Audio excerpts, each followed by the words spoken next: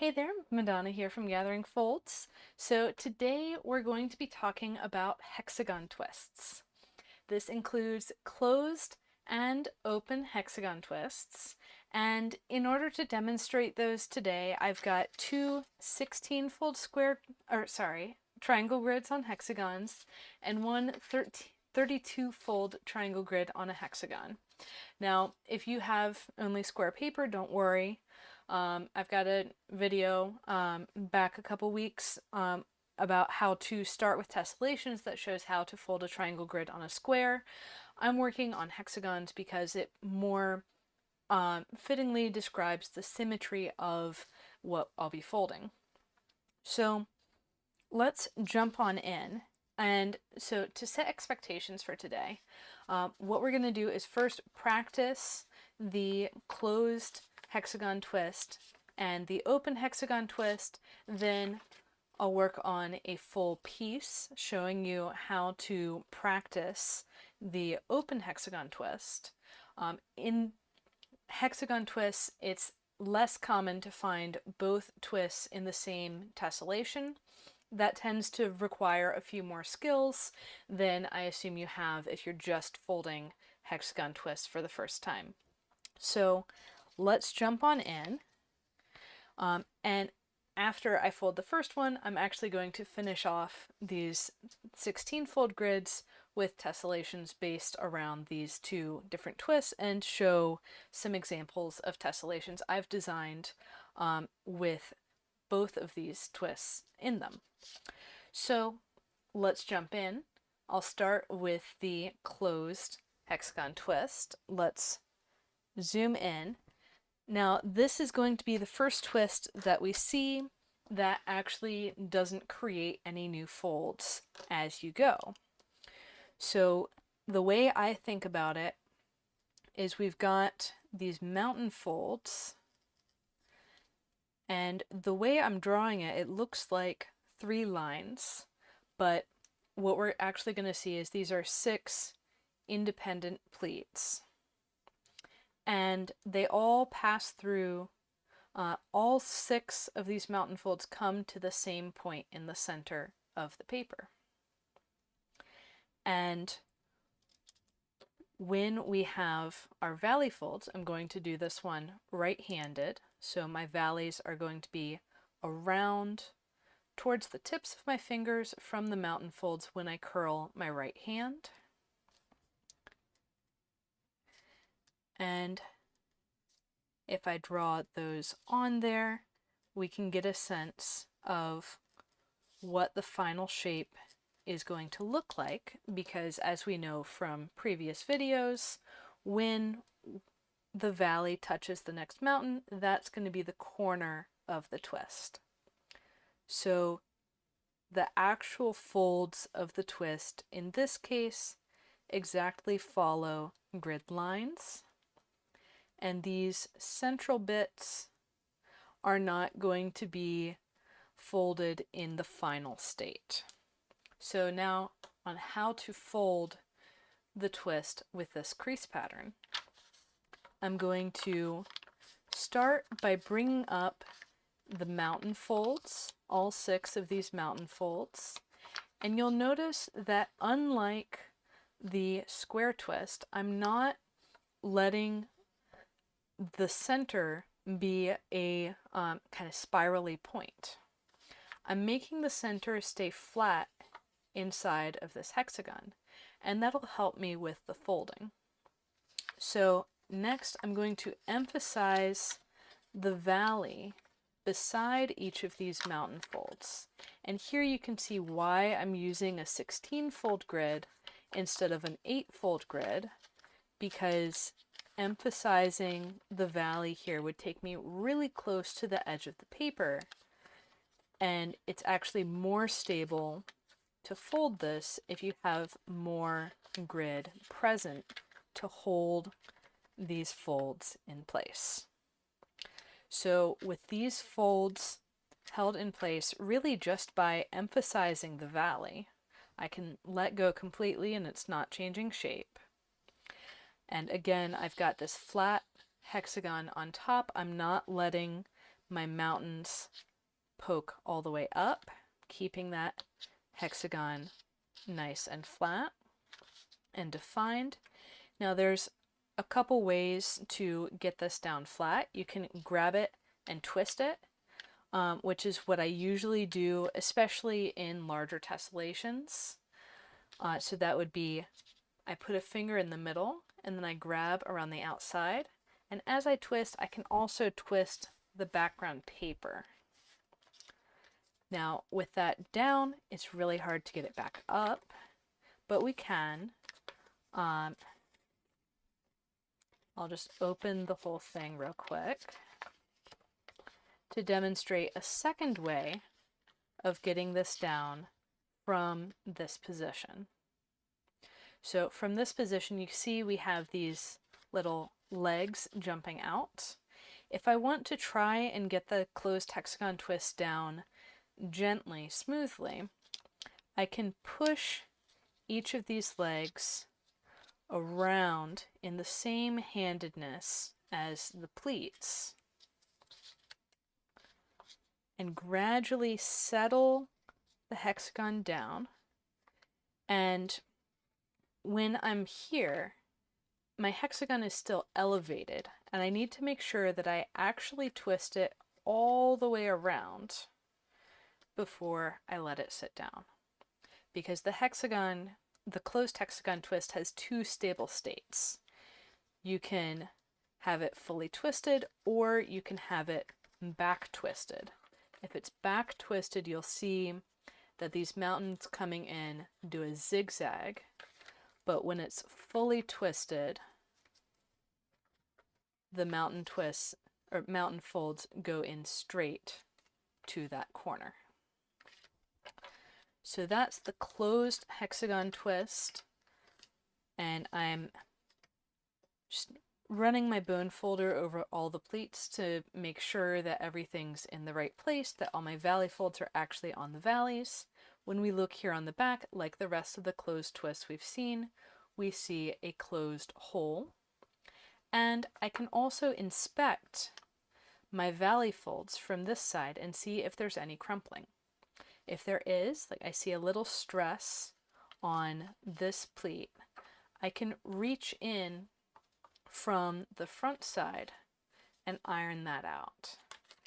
And specifically, this twist we can just fold over in half by folding one pleat over, iron it out, fold it back. And so this process of ironing out the twist can really take care of a lot of crumpling that happens during the collapse. So that's the closed twist. Let's take a look next at the open hexagon twist. This twist, instead of the mountain folds coming in to the center, will have the mountain folds coming in one spacing above the center. So above on the right-hand side, because I am doing a right-handed twist again. And I can outline this central hexagon with these mountain folds all the way around. And the other thing we want to look for here is a star shape. So this star in the center is going to be our indicator for where to find the open hexagon. And the reason why it's in that particular position is because our valley folds, again, right-handed from the mountain, are coming in to the points of that star.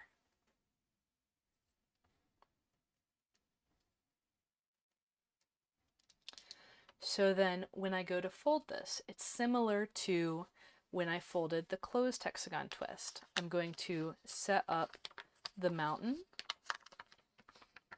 and I'm going to lay it down on the valley. Then I'm going to grab the next mountain. Notice if these are stairs, I'm climbing up the stairs as I go, laying down on top of whatever I just had. And when I get to the end, I need to make sure that there's not like any kinks in the paper. I need to make sure everything is up, all the mountains are up, and then I can make sure that all of the valleys are down where they need to be. And so going around, this is a much smoother collapse. You can see if I let go, the paper puffs up, unlike in the closed case. And when we go to squash, we're really just going to press from above. So in the end, all of the lines of our puffy star, which you'll recall were outlined exactly before we squashed the twist. So we've got our puffy star outline. All of those lines are actually internal to the twist, and the quote-unquote true mountain folds that you'll see in a crease pattern are the diagonals of the grid, like so. Again, going from valley fold to valley fold. And then these internal lines are not in the final folded state, but they are critical for finding the references to get to that final folded state. And that's what we'll often see with tessellations, especially twist-based tessellations. The crease pattern itself is useful, certainly, in folding the final piece, but it doesn't necessarily contain all of the information that you need to perform the folding. So what do I mean by that? I mean that it's much easier to fold these things twist by twist instead of just creasing the lines on the crease pattern and then collapsing from there. So to demonstrate that, let's move on to our larger sheet, and we'll start with an open hexagon twist. So starting first, I'll find the center point, and then I will recognize that I am outlining the inner hexagon. And on the topic of outlining the inner hexagon, the back of this open hexagon twist is exactly that outlined inner hexagon that we found to start. And that is not a coincidence. Every time we outline something, that is what we will get in the end. So again, I'm starting with a right-handed twist. This is kind of my personal convention to start with a right-handed twist in the center. And mostly I have that convention so that I don't make mistakes on rotated grids, basically. And it's just a nice default for knowing exactly what to fold when you're starting out. So what I'm doing here is just like I did for the last open hexagon twist, I'm adding my mountain folds and valley folds, so my whole pleat, one at a time, making sure that I'm not eliminating any other mountain folds that are already in place as I put my new folds onto the paper. So one way that you can check without putting pen to paper that your twist is actually centered is by looking at the edge. If this was a closed hexagon twist, all of the mountain folds would come to the corner of the paper. But since this is an open hexagon twist, all of the mountain folds come one spacing away from the corner of the paper. And same on all 6 sides. So once I've got my twist, I can go ahead press down from the top to squash.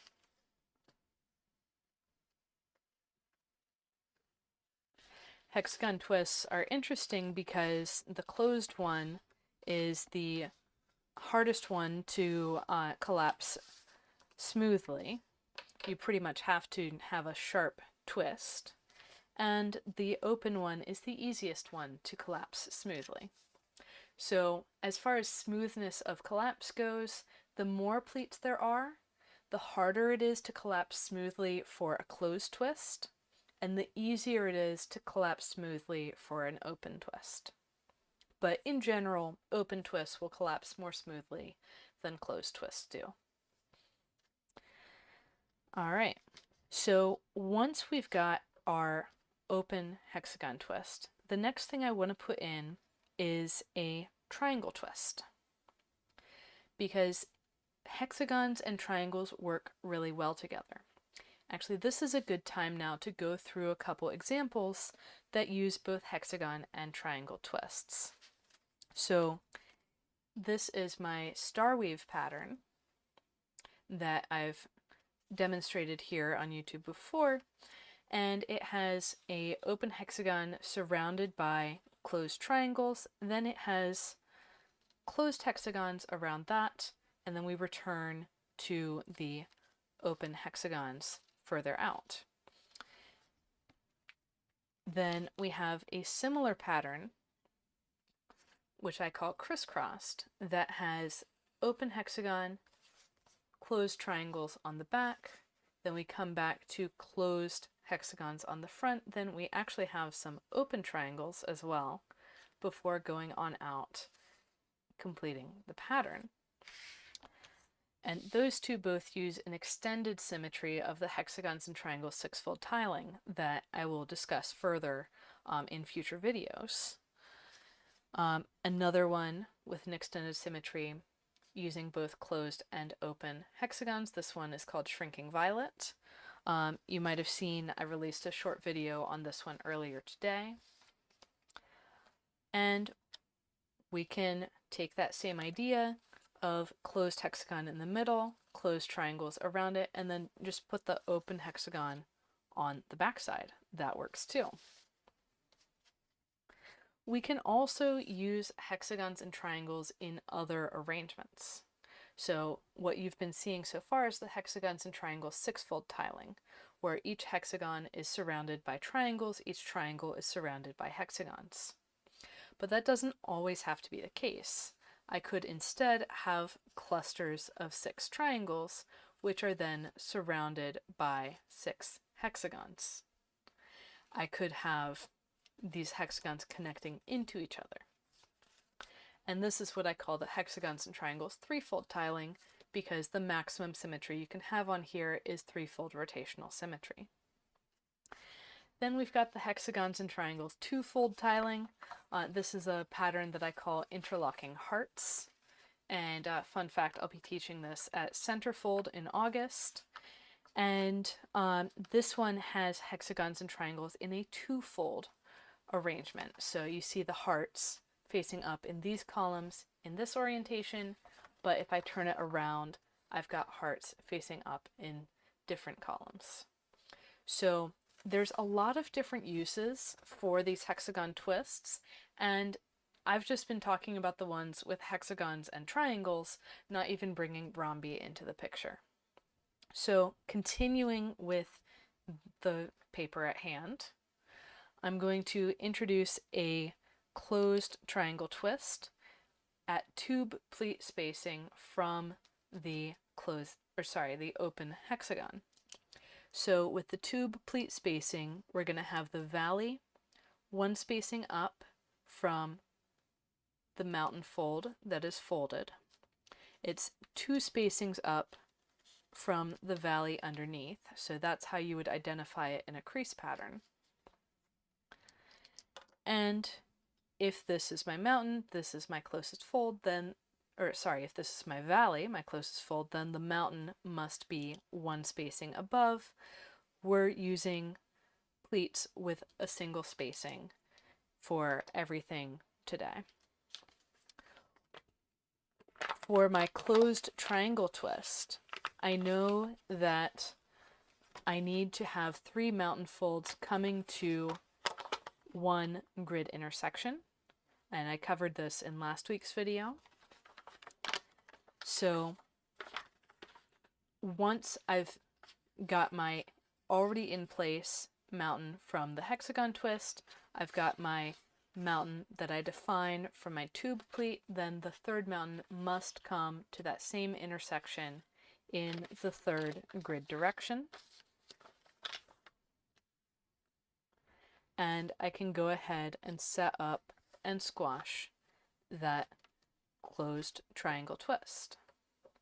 Next up, I'll loop around to my next pleat off of the open hexagon, and again set up my valley and my mountain for tube pleat spacing. So what I want to be careful of here is I'm setting these up on the next pleat from the pleat I did the triangle on. I'm not skipping a pleat.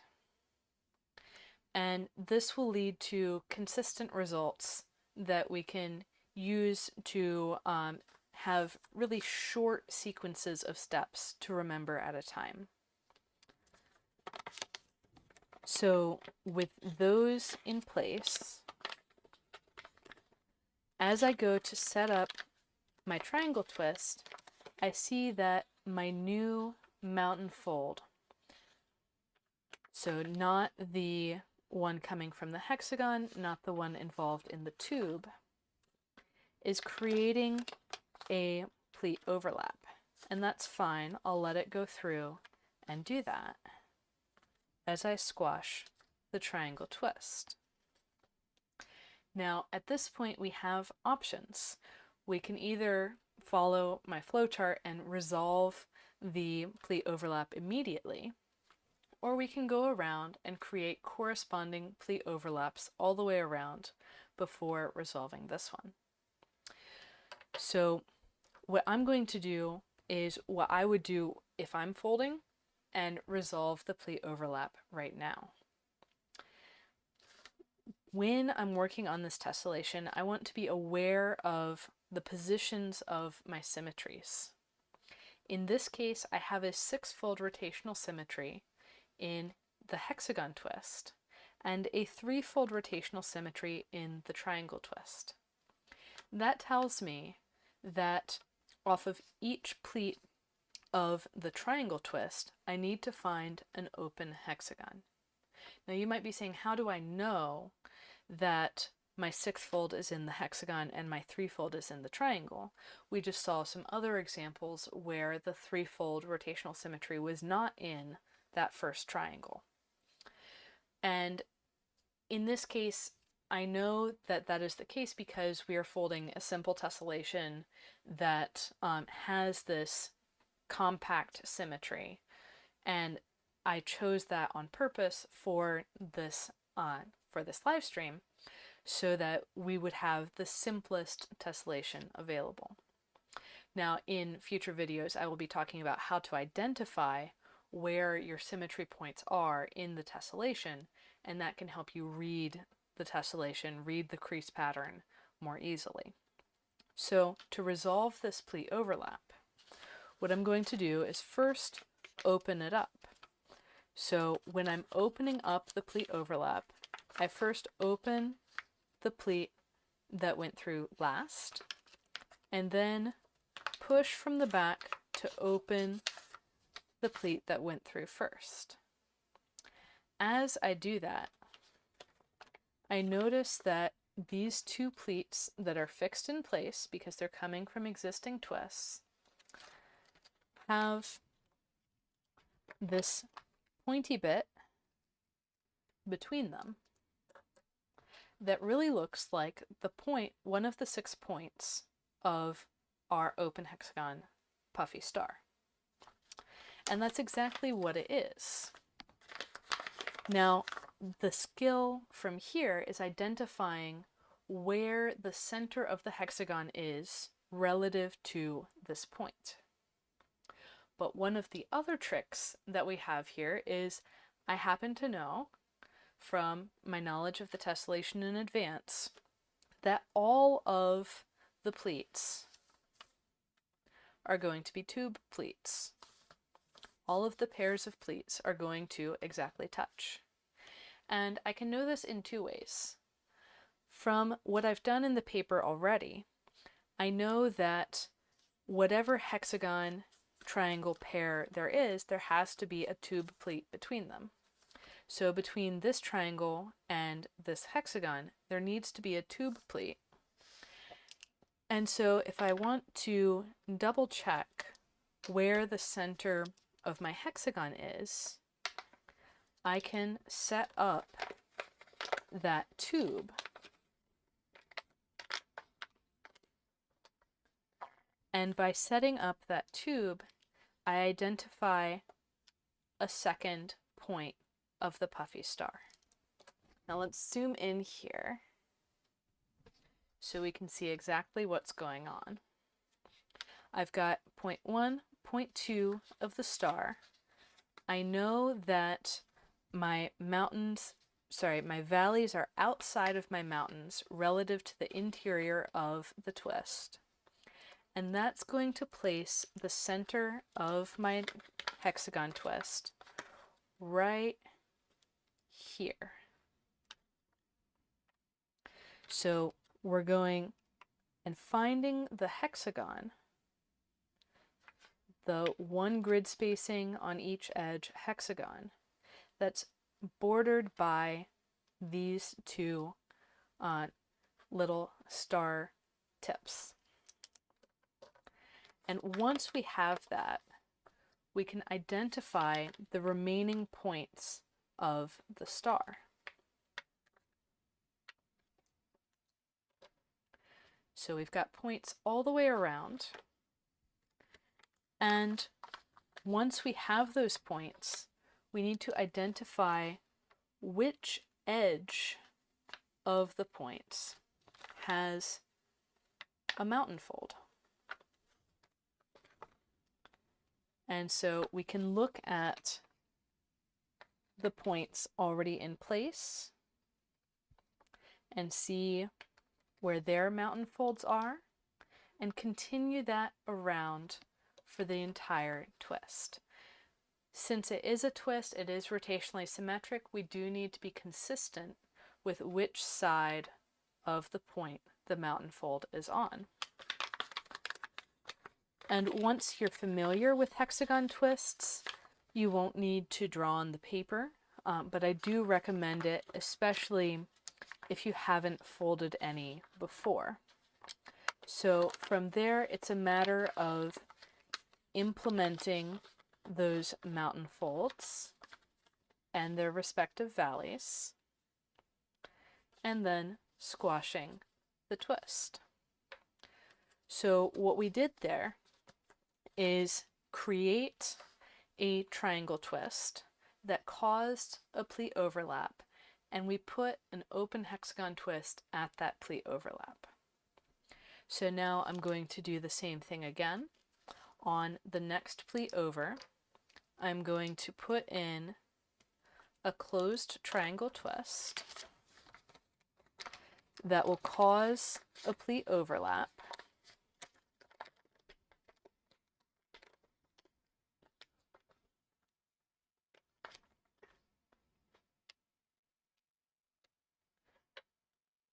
So we've got our closed triangle twist and our pleat overlap. We actually have a second pleat overlap out here, and I'll get to what's going on there in a minute. And I'll open up this inner pleat overlap. It's always important to work from the innermost pleat overlap. In this intersection, I see this triangle is the point of a star. And the center of that star is right here. I can then set up my next tube pleat out here. And as I do that, I'm running into another pleat that we didn't have for the second hexagon here. And I'm running into it in a way that lets me set up another closed triangle twist. Now this closed triangle, I could choose to open it and squash it right here. So I know I did that rather quickly. Let me run through one more time. As I set up the tube with the triangle over here, I cause a pleat overlap. And this pleat overlap is going to cause a bit of a mess as I go through. It's going to cross another pleat as well, and we get another pleat overlap if we had the paper all the way out here. So what I'm going to do, instead of letting this pleat cause this much mess, is set up the next closed triangle instead. Right where these two mountains come together, I can run a third mountain out to the side, and this time, instead of flipping that mountain over to make a twist, I'll flip it over to lay flat. And then I can continue with my open hexagon twist.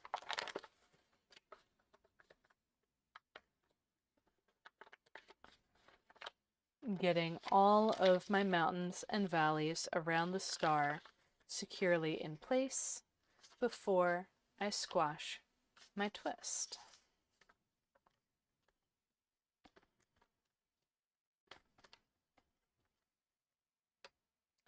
Once this primary twist is in place, I can then flip that mountain back for the closed triangle and squash it into place. So here, the sequence of events was longer. We started with just put in a triangle, then put in a triangle and a hexagon, and now it's put in a triangle, a hexagon, and another triangle. Is this going to keep getting longer and longer?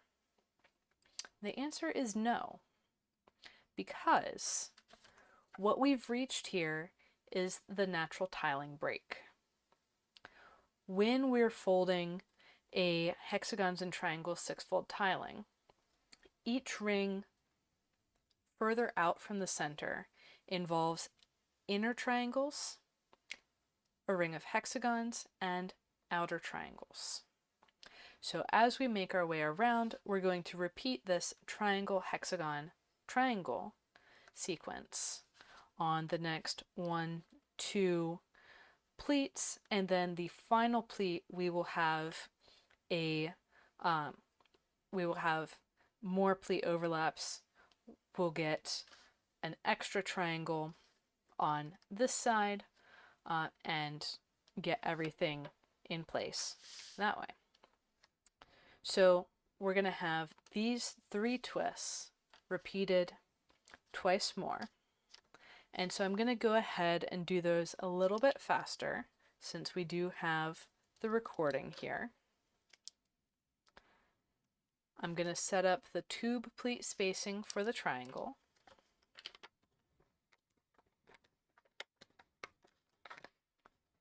Getting my 3 mountain folds all coming in to the same grid intersection. This is going to cause 2 pleat overlaps and squash the twist. Next up, I'm going to open the innermost of these pleat overlaps. And yes, it is always the innermost one. This is going to show me the point of the star. The point of the star is going to point me to, or rather the flat of the star is going to border an edge that does not have a valley fold coming through. And this edge that does not have a valley fold near it is going to be the center of our hexagon.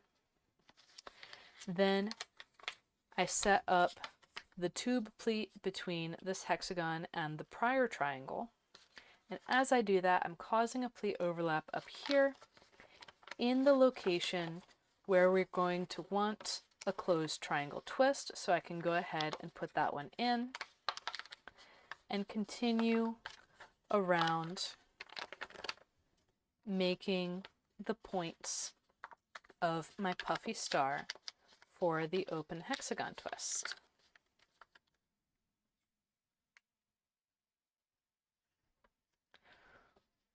Once the hexagon twist is in place, I can go ahead and squash it and then flip the pleat back over for my closed triangle and squash that as well.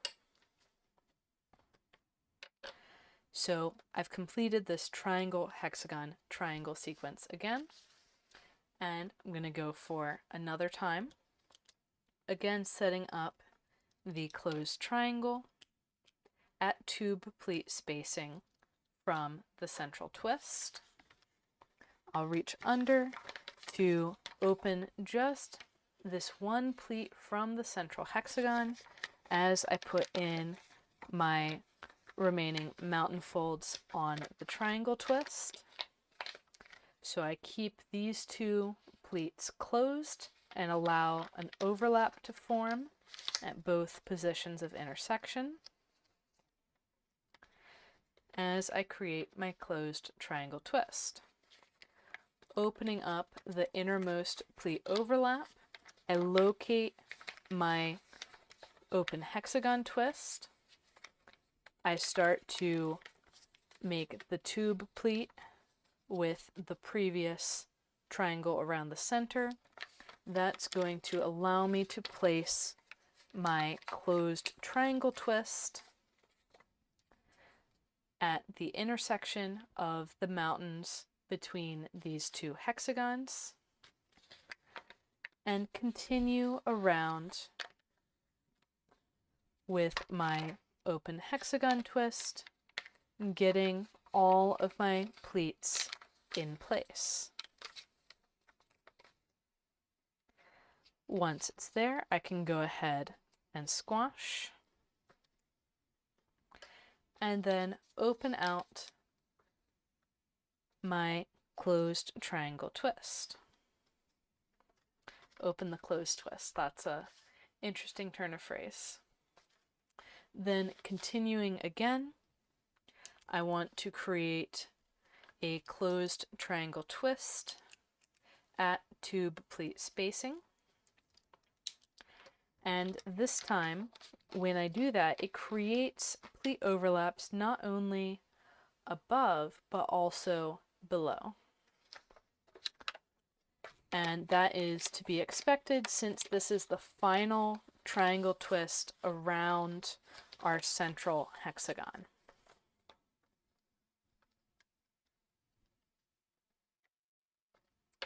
So again, we're going to complete the steps in the order that we have been doing them and then clean up the other pleat overlaps later. So I'm going to open this pleat overlap, identify where the center of my hexagon is, bring out my tube pleat and new triangle twist location, then continue around the hexagon, making my puffy star for my open hexagon twist, and squash that down. Opening out my closed triangle, I can then turn my attention to the remaining pleat overlaps. So we've got a couple pleat overlaps here. We have a tube pleat going out this way that's crossed by two pleats going another direction. And I'm missing one hexagon here. So zooming out slightly, I can see that I've got 5 of my 6 hexagons that are surrounding my central hexagon. So I'm missing one, and it needs to come from 2 triangle twists, because in this tiling we don't have any pleats that go straight from one hexagon to another hexagon. And so what I can do here is I can find my 2 triangle twists, find the overlap that those 2 are involved in, open just that overlap, and then continue as before. So my open hexagon, we've got a tip here, tip here, tip here. The center is here in the middle. And this time, in addition to my closed triangle on the side we've been working on, I'm also going to put in a closed triangle on the opposite pleat. So this pleat, I did have a pleat coming out from this first hexagon in the outer ring, and from my new hexagon I can see where my new mountain's coming down. I see where that intersects. I can also see that this closed triangle is going to create a tube with the existing hexagon, so that's another thing I could use as a reference. I'm going to keep it flattened out though, so this one pleat that's free to go in either direction, I'm going to flip up so that intersection stays flat, while I set up my remaining mountain folds and valley folds around my open hexagon. So now I've got my open hexagon set up, and I've got not 1 but 2 closed triangles in waiting. Squashing this open hexagon,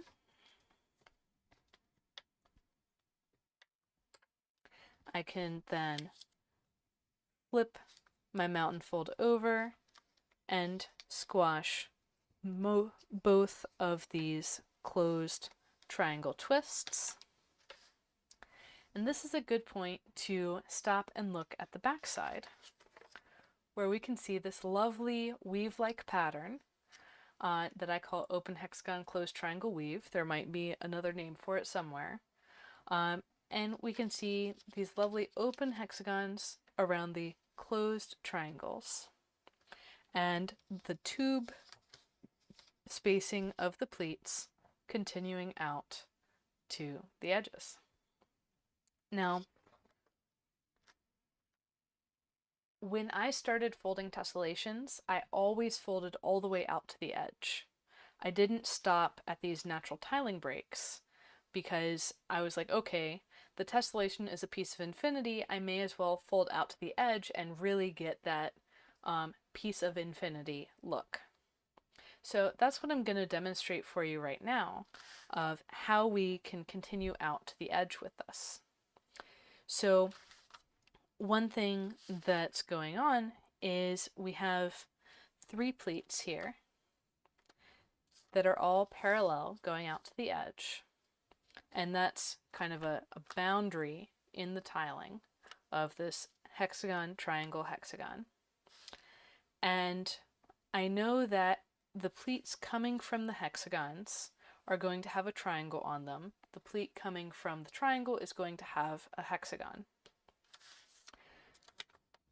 In this case, so last time, I would have chosen, so around the center, I was going around the hexagon this way, and that gave us good results, but it was actually the harder way to undo the pleat overlap. It's the easier way to see the tube, but the harder way to undo the pleat overlap. So there's trade-offs here in which way you want to go. So this time around, I want to demonstrate how I would do this in my own folding, where I would start at this highest up of the pleats, take the easy overlap, and then continue around. So I'm going to start with the tube, as always.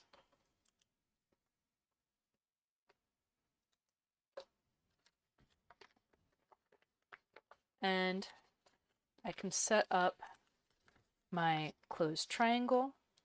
It looks like I have just enough space to get a partial hexagon. We'll see. Yeah, it's going to be partial. So here, when I release the pleat overlap, you can see I didn't have to push anything from the back, and the puffy star shape is kind of right there for me. So I'll continue making the puffy star, and as this mountain fold comes down into the valley, I'll actually pop the valley up so the mountain can continue to the next closed triangle. And we're going to be repeating this a lot, so I'm going to continue from here and repeat that description on another part of the paper. And I can open out my closed triangle there, and then continuing, I'm going to have my mountain up here, my valley down here, setting up my next closed triangle twist. And so you can see that I would have another pleat overlap out here if I had the grid for it. But since I don't, each of these 6 sides is functionally independent, and you can do this triangle, partial hexagon, triangle sequence in any order of sides that you choose. So bringing open this partial open hexagon, I've got this mountain fold going down into a valley that I'm going to pop up into another closed triangle twist. And as I said in the center about that maneuver, you can either locate it based on the hexagon you're working on, or by a tube pleat with the next hexagon over. Once you've got it, you can go ahead and squash it, and I'll just go around and finish this out quickly.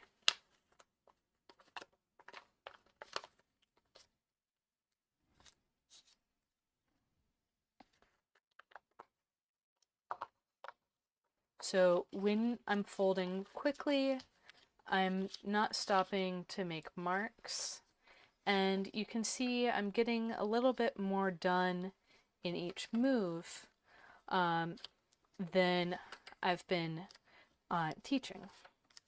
So when I'm folding quickly, I'm getting my triangle twist pretty much all the way in one movement, and then when I open up for the open hexagon, I'm moving very quickly to get this closed triangle set up, and then getting that open hexagon down and in place, and everything squashed. I'm not taking much time to squash the twists firm before I use the bone folder, so I'm just getting it down enough to hold in place before I move on to the next twists. And I can even get this third twist in before I use my bone folder on all 3.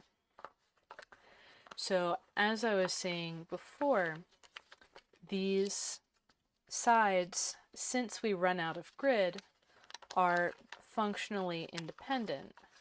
And so even in this last edge, I'm not having extra twists or extra pleat overlaps to close out the loop. And there we have it finished, this open hexagon and closed triangle weave.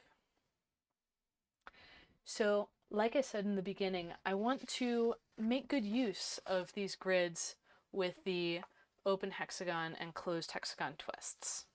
So I'll show you two more patterns that you can use to practice. Starting with the closed hexagon, we'll do something similar to the larger one we just did, where I'm putting closed hexagons and closed triangles at tube pleat spacing and going out using the hexagon as 6-fold rotational symmetry and the triangle as 3-fold. So next up, I can place my next triangle twist at that tube pleat spacing and continue around. I'm going to go the same direction that I did for the open hexagon version. One of the ways we can see that this is going well is that these triangle twist corners are touching each other. And this time I'm demonstrating the opposite method, whereas in the bigger piece of paper, I was showing how to resolve the pleat overlaps one at a time. This time, I'm creating all of the overlaps and then we'll go around and resolve them later. So creating these closed triangles at tube pleat spacing, and then we need to fold closed hexagons on the outside. In this particular case, since we only have a 16-fold grid, my two mountain folds from closed triangles end at the edge of the paper. So I get half of a closed triangle, or sorry, closed hexagon, which is frankly easier. Here we've got that harder overlap because we went with the easier tube identification. And so I've just got to make sure that as I release that pleat overlap, I'm not tearing the edge of the paper. This is easier on some papers than others. I'm using Skytone here, which is what I typically use these days for my display pieces as well. And so here we have another option for using triangles and hexagons in a simple alternating arrangement. And any of these patterns we can do on any size of grid. Next up, with the open hexagon, I want to show you what happens if you put those same triangles on the opposite side of the paper, again at tube pleat spacing.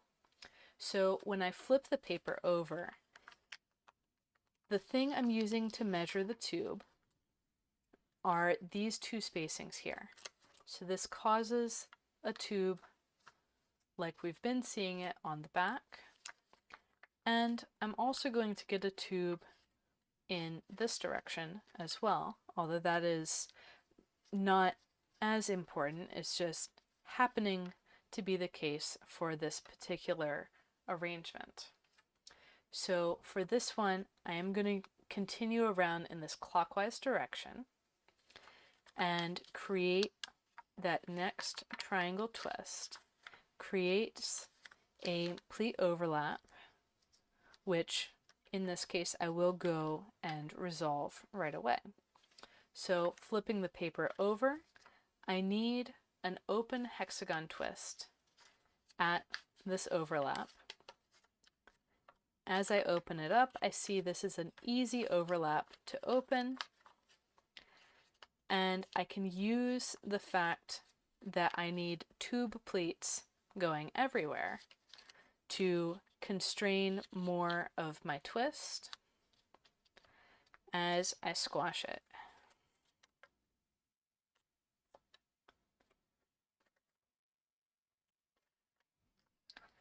And this is the one of the tessellations that I like to use to teach triangle wraps, which is setting up triangle twists from one side while you do something else.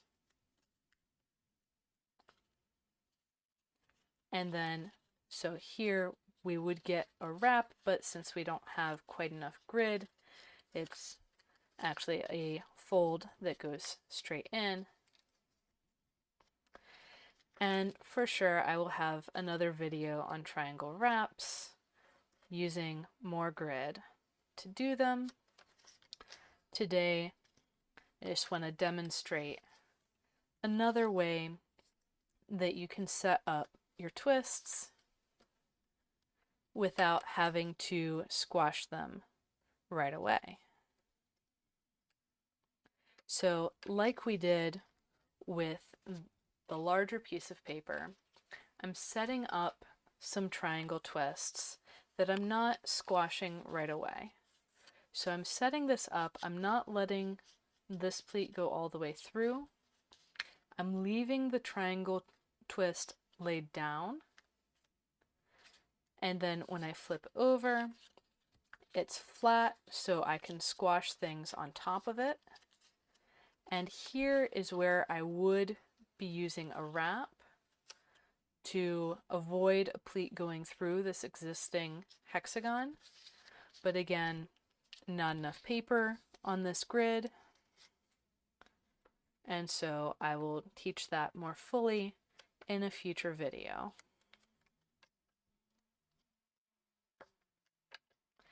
And flipping over, I can open out that twist.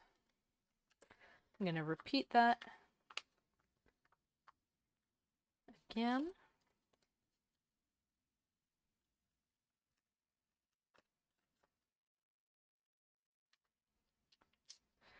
And once I'm through with this piece, I'm going to show you something that I'm currently working on that is very relevant to this topic.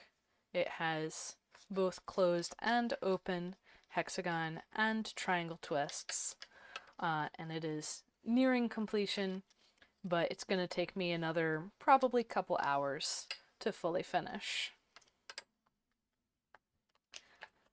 So when I'm doing this twist, what I want to do is not create an overlap in here, but instead flip that pleat down in. And here I'm setting up, actually, I'll keep the overlap for right now, so I can set up my next hexagon twist.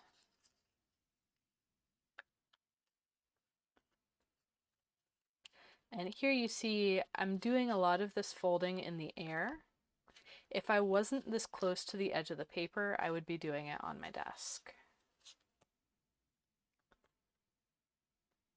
And in this particular case, I'm letting the pleat overlaps pile up, and in here I'm actually going to just squash this whole twist from the air, which is unusual for me. So I don't have to deal with these pleat overlaps and flatten them. I can just get the twist out of the way and then set up my next twist over on the other side of the paper. So here I've got space to squash down flat, and everything is flat in my tessellation. In general, if you don't have a flat state, you don't want to squash on a flat surface, because if your paper is not in a flat state and you try to squash flat, then you're going to end up with pleats and folds where you do not want them. And while I'm here, I can go ahead and squash these half closed triangle twists at the edges of the paper.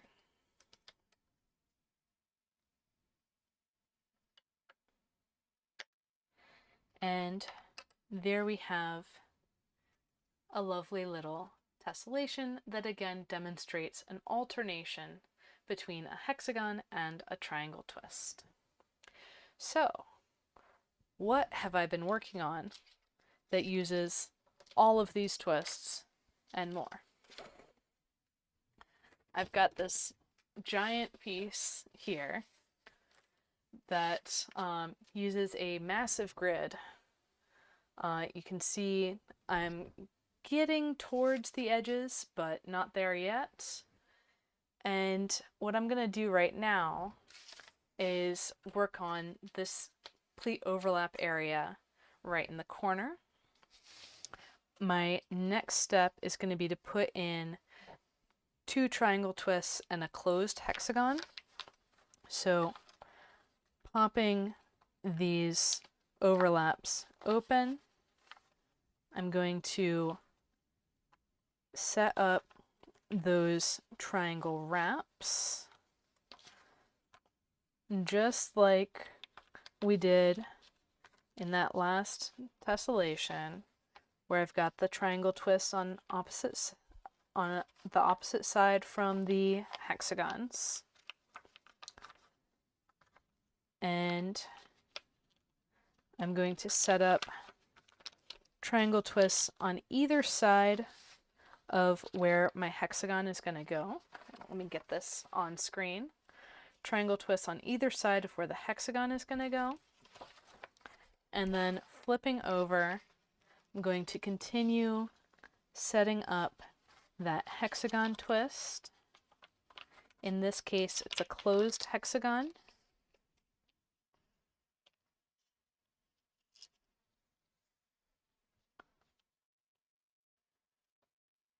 And a little bit of backstory on this tessellation. It's a kind of an extended version of my rueda tessellation. And I call this one ripple effect because it kind of looks like raindrops and splashes and puddles. And I've been working on it for the last week or so. So yeah, you definitely do not need to finish a tessellation in one sitting. This one is certainly proof of that. And I mean, one of the crazy things that I've done as a folder is projects that last multiple months. I did those during my modular phase, so to speak, and I find that on the whole, tessellation projects go much faster than large modular projects.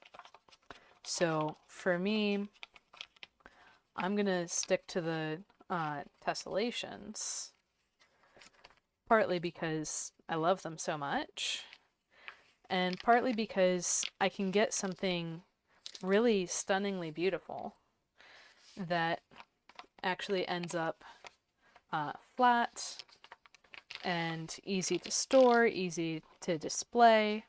If you have frames that can put it in a window. And so that's my preference for folding. Often I can finish a tessellation in a couple hours, which is pretty much on par with most modular things. And with tessellations, you are working with the same piece of paper the whole time. You don't have to worry about chirality of pieces, for example. That can mess with modular folders. And so here we have an arrival at a position where I don't have any pleat overlaps anymore. So I've come to a natural tiling break. It's not a full ring around yet, because you can see this edge here is the same as the edge I was just working on, but it's different from these other 4 edges. So I'll need to go around and do those before I come to what I call a full natural tiling break, a full expansion from the center. And after that, I do believe I'm going to do one more ring around to finish. So that's going to be all for today. I hope y'all enjoy your newfound skill of folding closed and open hexagon twists, and take a crack at those other 2 tessellations that I showed after the main one today, and see if you can fold those as well. They're among the starting tessellations that I like to teach in my tutoring sessions. So that's all for today, and I will see y'all next week. Happy folding, and go fold